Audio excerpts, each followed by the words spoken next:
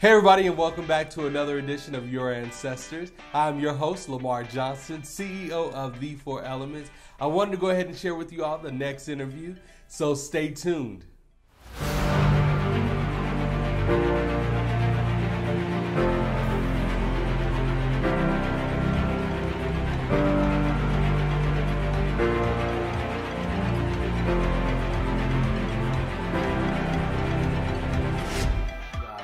All right, you guys, before we get into it, there's a couple things I wanted to share with you. Number one, you see this like button?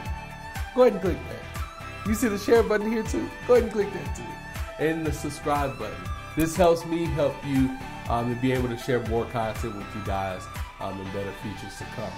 Number two, thank you all for the wonderful feedback and the support you've given me. It helps me make this better. And make your experience that you have with the public much better with the community. So I appreciate it. Keep them coming. And number three, please know that every member decides what they want to post publicly or privately with their family. So we must respect and cherish their wishes. And now to the fun part. I had an amazing opportunity of interviewing a couple out of Dallas, Texas, Shirley and Darbie Wyatt, mother and father of 3 men, Lamar, Michael, and Dwayne. Originally from a small country town in Mississippi called Holly Bluff, they took a leap of faith with their son and family to come to Texas in the early 2000s. They would like to share a piece of their life and also life lessons for their generations and yours.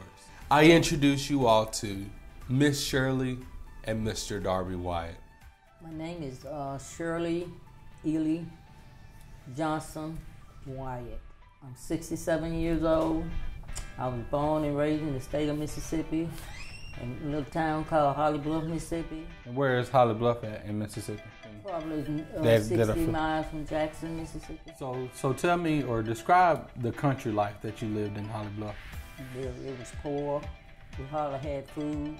My daddy owned us, somebody worked. My mama had a lot of children, like 13, and she had to stay home with them. And well, lots of time, the money wasn't good because my daddy was getting like 50 cents a day, and the little money they had, they didn't really have bills, but at that time they didn't buy food. They grew their own food and stuff, and the little money he made, they always tried to provide shoes and clothes for us. So, it was back then I considered being a good life compared to today's life. Yeah. But because we didn't know no better then than what we know now, because everything seems so easy now until back then. Now I realize that we was really poor back then, but we just didn't realize. It was a good life back then, but compared to today, people today probably couldn't live that life now. What's your first memory of just seeing him? Was it something like, ooh? Like, ooh, this might be my husband, or did you have any of those sparkling moments to say, man, there's something about this guy?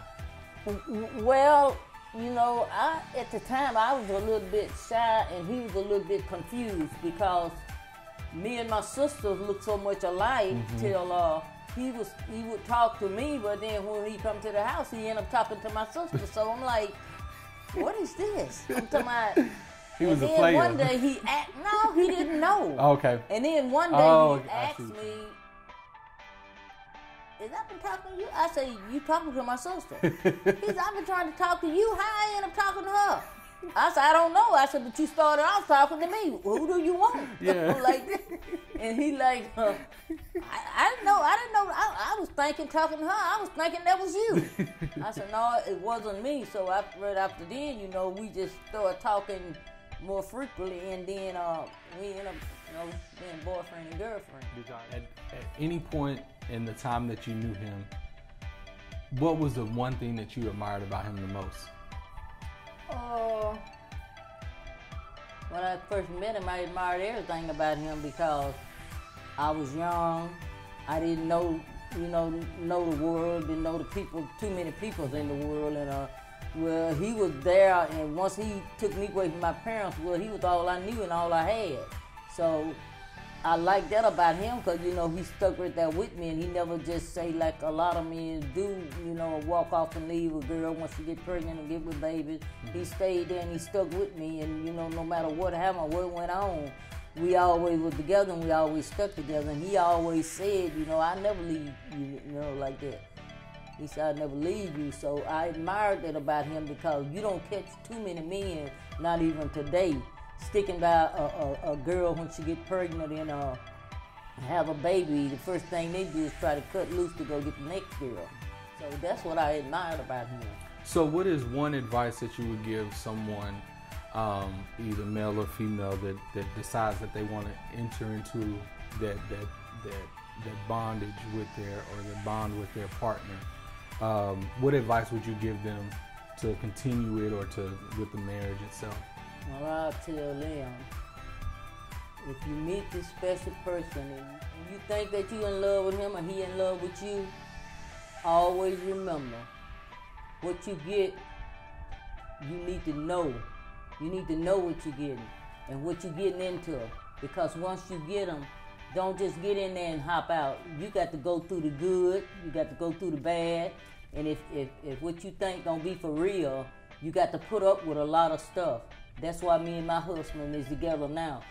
I ain't had no good time all the time. I done had some bad times. I done had some good times. And, you know, it is what it is. You know what you got. Always know what you got, because you never know what you're going to get. So I do want to go ahead and introduce your husband, Mr. Darbie Wyatt, into the picture. Mr. Darbie. Mr. Darbie Wyatt, thank you for joining us here in the interview with your spouse, Ms. Shirley Wyatt. Tell me what that first thought in your mind when y'all found out that y'all were going to be parents. I was happy. You were happy. What about you? I was scared, and I didn't think I was going to be right for a baby. I didn't know nothing about a baby, and you know, having a baby is a scary thing if you young and don't know nothing about raising no children. Mm-hmm. And I was excited, but I was scared all at the same time. Yeah, I was too, but I was happy I was going to be a father. And I had already planned out what I was going to do. So, but, yeah, that it's all come with it, you know. So when my father, Lamar Johnson, came out for the first time, what was that thought around? Like, y'all filled with joy? Oh yeah, I was filled with much joy because that was my baby. I had a baby, some of my own. Yeah. You know, I could call my own. I didn't have to worry about nobody taking it away from me. This was mine, and you know, couldn't nobody take it, and I had it, and you know, it was my baby, and I was so proud to be a mama, and I always said, you know, I'm gonna be the best mama that I can be. What is the most funniest thing that you can remember with any of your children? You know, one time we was the fun time we had with them. We was staying in the trail house. I think they was maybe what, 3, 4, and they Miss O.D. had passed, and they was scared. They was in the back room, and it was when it rained, and it was a coat back there. That was a vac. I had vacuum the floor. The vacuum cleaner was sitting there, and they throwed their clothes on. I couldn't tell them, don't hang their clothes up. I always fold their clothes and put them on the thing. That night they went in there and they took their clothes off and they hung them on the vacuum cleaner. And when they woke up. And when they woke up and saw their own clothes. They thought it was they thought it was my grandmama standing there. Watching them. And they was up on the cover. Oh man. They almost tore their room up getting out of there. Oh, please, you gonna get out of here. You still there? You still there? Boy, they broke out that room. I guess they gonna outrun her. They broke out of that room, and boy, they scared us because they come and jumped in the bed on us, hollering and screaming. And what was the most rewarding or difficult thing about raising children? Oh, the most rewarding thing for me was that having 3 boys. You know how boys is, sometimes they hard-headed, they won't listen and this, but having 3 boys and being the kind of person that I am, I never had any problem out of them.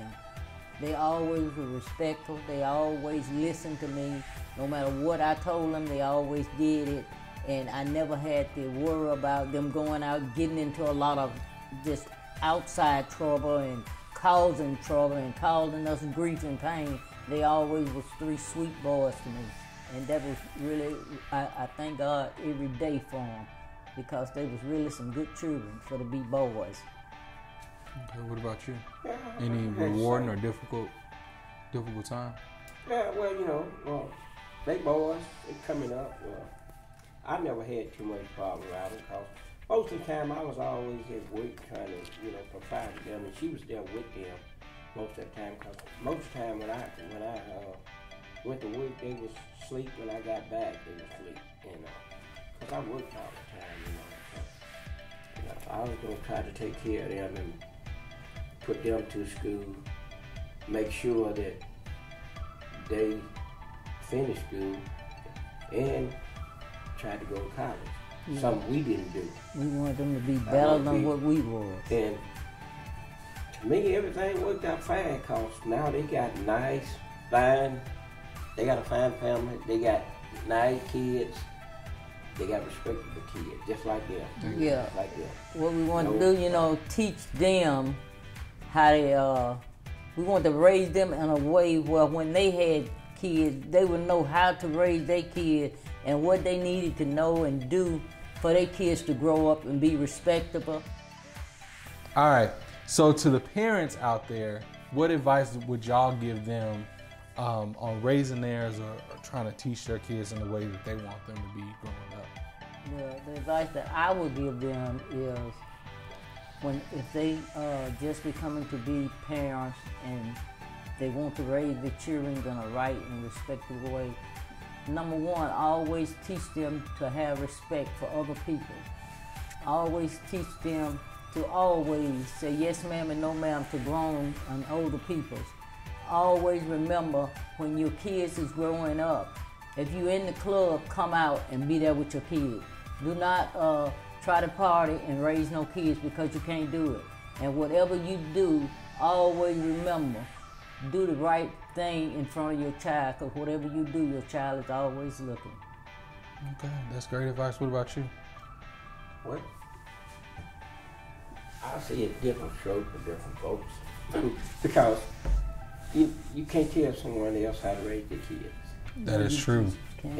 But they would have to have sense of mind how to treat their kids, how to treat their wife, and how to treat other people, and try to show them right from wrong.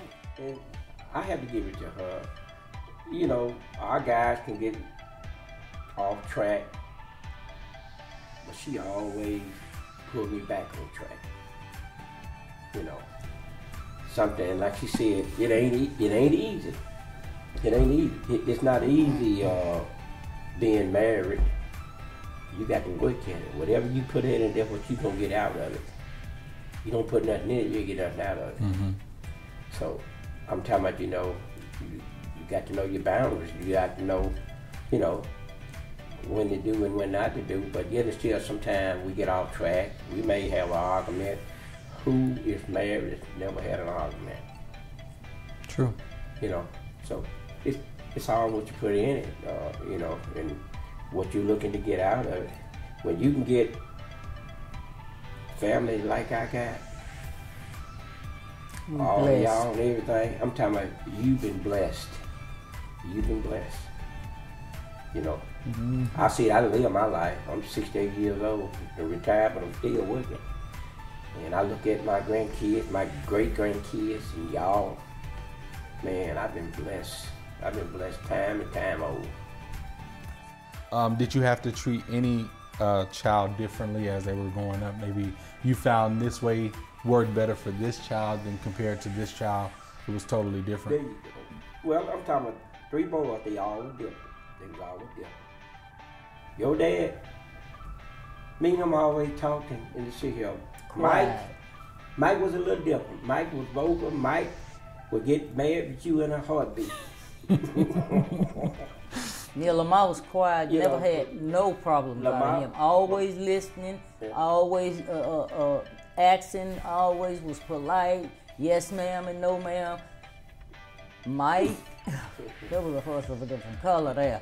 But he was good, but he was just, you know. He was good, but he was just one of those He was kids. like me, 'cause I He ran- didn't like you telling him nothing. If he said he was going to do it, he going to put everything in him to try to do it. And he would.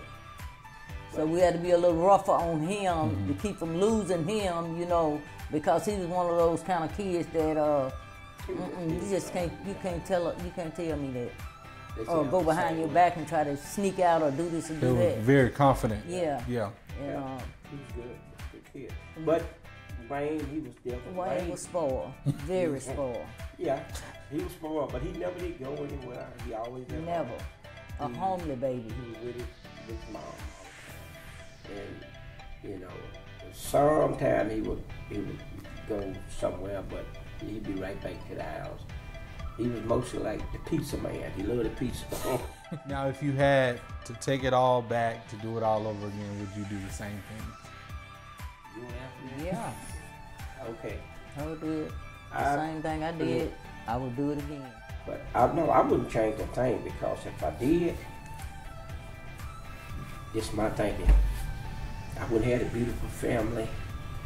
This what God meant for me, I do believe. He meant Yeah. for her. Because he made the road that we going on. Exactly. See what I'm saying? Now, you know, I look at all of y'all when we all together, and I know I'm blessed. I'm blessed. I'm talking about all this wouldn't have happened. It all happened for a reason. For a reason. And because we I quit wouldn't school, change a we thing. didn't stop learning. Yeah. In fact, you know, sometimes I look back and I think, you know, I tried so hard after I quit school to get an education till I'm thinking, you know, maybe if I had went to school, I might not know the things I know today, because you can be so smart in books. But if you ain't got no common sense, you just as dumb as you was if you didn't go to school. So I never stopped learning. I never stopped trying to get my GED. I never stopped doing none of that stuff. So I don't look at, because I didn't finish school, was a failure. But the key thing is education now. I'm talking about now, everything is going to computer. And, you know, well, we did outrun. So now all the kids, all your kids, all of everybody kids, they need to go to school and get that education. It's the biggest piece. That's the key thing right now. Yeah, you need the You education. know, because, you know, they may be the next Barack Obama. They may be the next Bill Gates. You know, but they got to, now it's all about, you know, that job and you know, what you got up here. You know, I find things to do. I go where I want to go when I want to go, but you know, I'm content. You know, it ain't all that other material stuff. You know, I do other things. I got hobbies that I do. Go ahead and tell me about that. I wanted to get into it, but He yeah. got it first. Talking about my CB. Oh yeah. So, what are your hobbies and interests? My hobby is, you know, talking on my CB radio and my PC in there. So that's my hobby, and they call it breaking them down, but it's just like racing. Like you go out to race, you know, you got your CBs, whoever boys get there first. Say I'm talking from here to California. Another guy here on the other side of Texas somewhere, another guy in Louisiana, and me and him both competing going to California. Is who boys get there first, who got the most power. We have worldwide CB breaks and stuff. We go to events. Matter of fact, there's one coming up in September, and in Meridian, Mississippi. The Friday night they have a big dance. Everybody will have a good time. The Saturday night they have the big key down. And sometimes they have trophies. They have a big prize they give out. Like sometimes they win $3,000 or $4,000. Oh wow! a lot of people that you wouldn't think be in it, doctors, lawyers. I'm talking about, man, it guys all over the world do all kinds of jobs. All of them have that hobby that we do. A lot of them don't use they names, they God-given name. They call handles.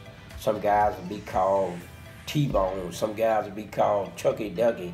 Some guys call themselves Knockout Slim. So like mine's Top Gun, Big Gun. So Miss Wyatt, I know you wanted to touch a little bit when we were talking about the life lessons. I did have a bad experience in life that, you know, I wouldn't want to have again, but tell me about that.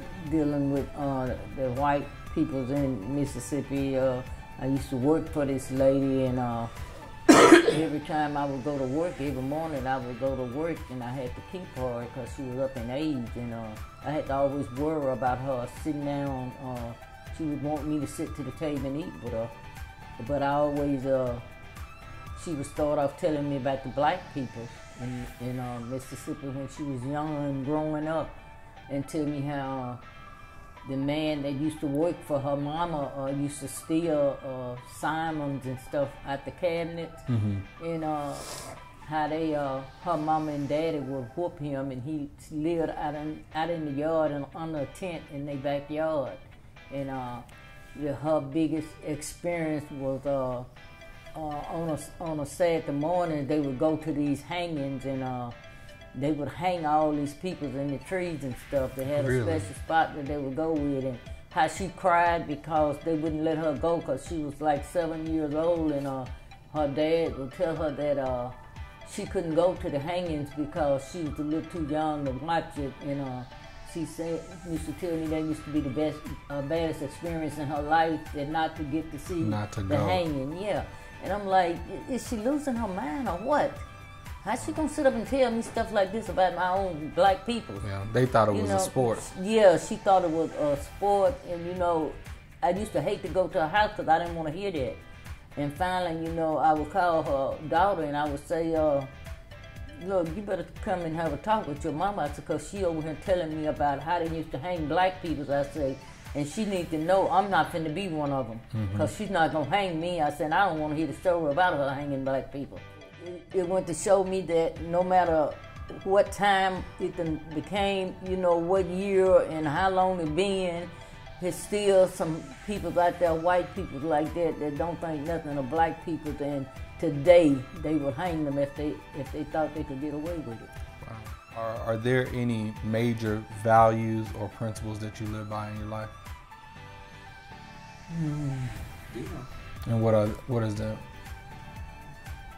I try to do right, although, you know, we all get off a little beaten path, but try to do right, and me, I try to keep my family together. I try to, whether I do it or not, I try to now that I got old and everything, and we both have, and I try to spend more time with my kids, their grandkids, and everybody. I'm talking about, you know, time's short, man. I don't know how long me and her gonna be here. You know, so every waking moment, I'm trying to thank her. I'm trying to thank her. You know, things for us to do.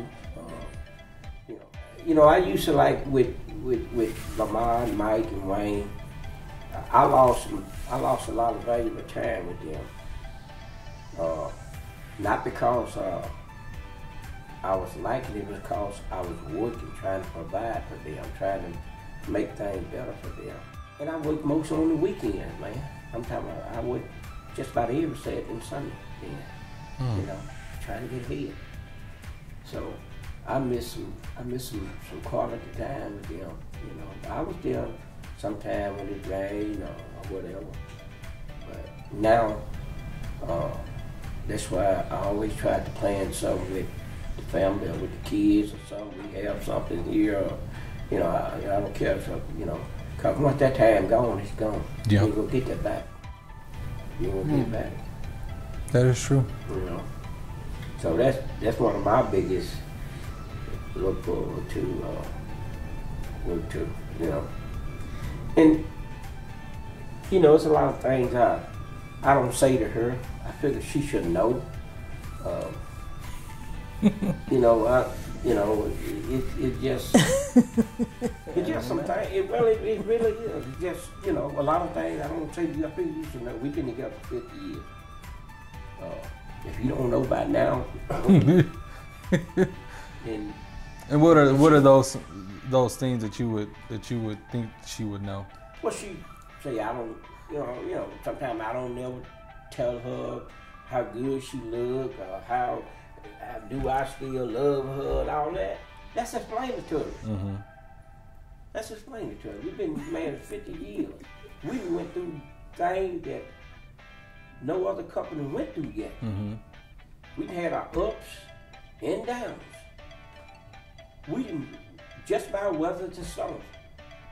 Back to the values and the principles that you live by. Well, I live by faith. I live by hoping to continue to be a Christian and be close to God. And I live by making an example in front of my kids and grandkids. And I hope, not saying that I am, that I'm the best grandmother and great grandmother there is to be. But my experience, you know, coming up in life is you are what you are, and you are what you made yourself to be. And if you want to be great, it ain't nothing. Don't never say never, because it ain't nothing out there that you might want or want to be or this or that. It can't come true. You got to make it come true. It's just like the kids. I'm talking about one of them you might favor, look like you favor him more, but you know, your kid, you don't have no more love for the other one than you do the other one. You may show something like, say, special treatment because he may have he might need more attention, you know, but than the other one. All of them is the same. I give my life for either one of y'all in a heartbeat if it took it. Mm-hmm. No question asked. That's it. At least give me 52. It's a love without end, amen. Yeah. At least you know. 70. But it is what it is. It is, man. I'm just glad y'all.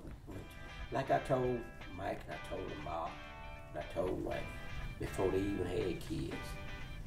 I had them, and they used to ask me questions. Like I said, just wait. When you get your kids, and you look at them, then you come back and tell me. Mike come back and tell me all the time now.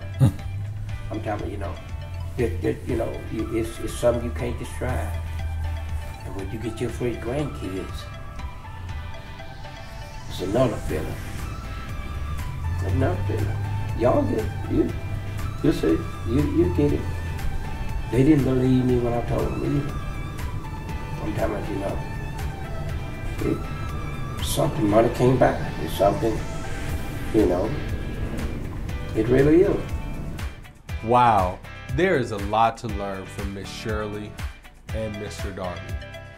I hope you got to experience a glimpse of their past, because I know I did. They leave us with wonderful lessons we want to teach our family and friends. Do me a favor. In the comment section below, type one life lesson that you've learned from Mr. Darbie or Miss Shirley. Let's show them how much we appreciate them in our community. It has been a wonderful pleasure of allowing their stories to be told.